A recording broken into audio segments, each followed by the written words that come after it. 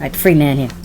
I want to talk about the homosexual agenda in society and the president's obligation to morally make the right decisions as far as passing laws, and also touch on, the politics as a whole and the next president. I guess I'll start off with that. The next president after Barack Obama, there will be a subdued atmosphere. There will be an anticipation of what's to come with that next president. And I think that's going to happen regardless of race, in the sense that if it's another white male, or even if it's if it was a white female, there would be the same hoopla and uproar as a black president. The next president will have responsibilities of trying to correct these certain issues in society that are becoming a problem. I think Barack Obama did a pretty good job as far as legalizing marijuana. I know a lot of people would say, well, the guy smoked weed at one point. He smoked cigarettes. What do you expect him to do? Of course he's going to look out for that. But it has scientifically, this has been known to help deal with diseases. So it's only fair that there's a certain percentage of the marijuana usage be legalized. We're going into a new day and age of marijuana becoming more formal, more common amongst people in society. It's not we gotta go hide over here in this certain part of town to smoke weed, or we gotta, we you know what I'm saying? It's more accepted in society from the aspect of it having benefits. There's still a lot of people who look down upon marijuana because they think it's a gateway drug. Marijuana is not a gateway drug, but I'm not going to get too caught up on that. The president has to look at prescription drugs, these drugs being given to the youth in these schools, and parents just handing these children pills just because they're running around and they're active. The child says, I'm depressed, I'm put me on this, put me on that, because I'm depressed. He needs to look at that and say, we need to stop making these prescription drugs targeted towards these young people. Another thing he needs to look at is content on TV, on the internet. I think particularly on TV. I know most people are on the internet these days, but television still has a very raunchy type of style presented to the youth. There are still a lot of youth who watch TV. I know most of them are on their internet 23 hours out of the day. The internet itself, YouTube as an example, it has become a very open, this is basically a lot of sexual content, and even though it says age restricted, there are ways to get around that. And then me personally, I feel that if you take down someone's content that you found inappropriate or violated the policies in terms of use on YouTube, then you have to look at some of the sexual content, the racist content, the violent content that is uploaded on this site every day. And I think as a president, he has to look into that. He or she has to look into that as to coming down a little bit on that. Facebook's, I was on Facebook some time ago, and I was surprised to see what I saw, as I was a part of a video game group, and I guess someone shared a link to something, and the photo was actually on the site on Facebook. And I'm asking myself, how did this sexually graphic image get past any monitoring or, any moderating, any site security policies and safety policies, but the president needs to look at these issues, okay?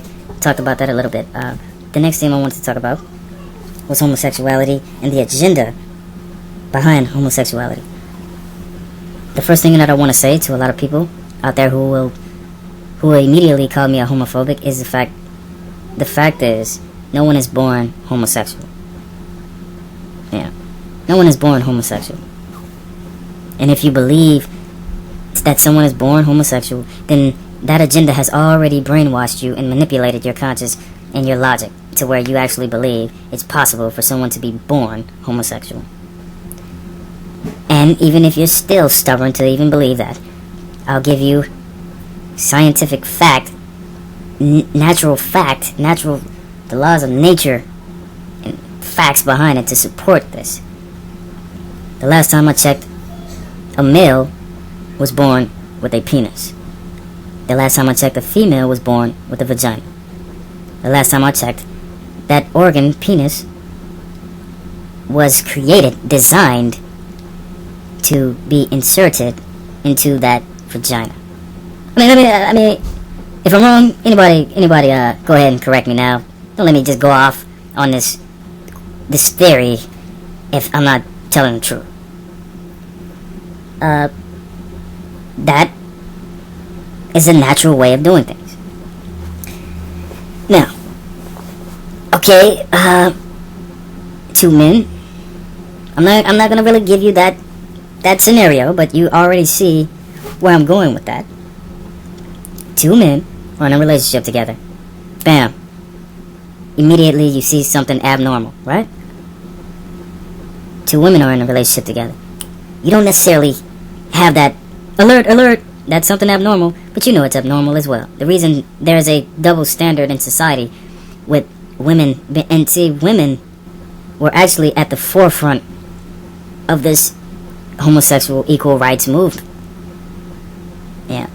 Because the female was accepted more.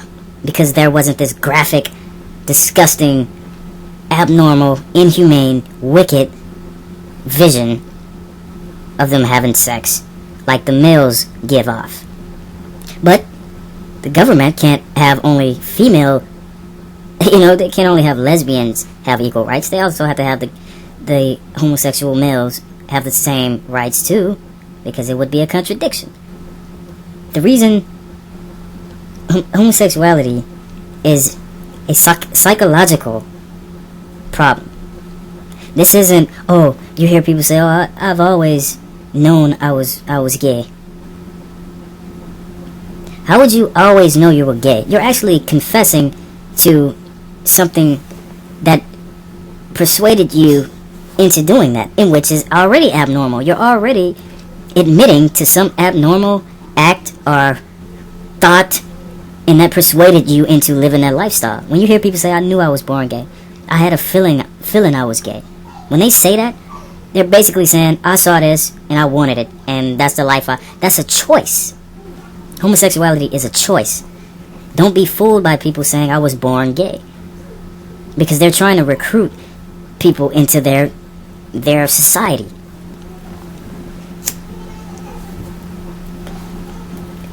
Yes, that is a society. And it's not a secret society at that. It's an openly exposed society for everyone to see. There are more, I don't know about the statistics on each culture, but just assuming that there are more black homosexuals than any other race, I would tend to think there are.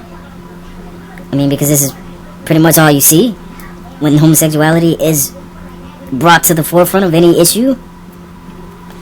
It's a black homosexual who is explaining why they're this way and I should be accepted this way and this and that. So as a president, when the president approves of the gay, first of all, when we say gay, that's a slang term. The political correct way to represent them is homosexual. There's no other way to say it, right? See, because they're getting to the point where they want to be the same. See, equal rights is saying you're the same as someone else. That's what equal rights mean. That's what equal rights defines for a culture or a person.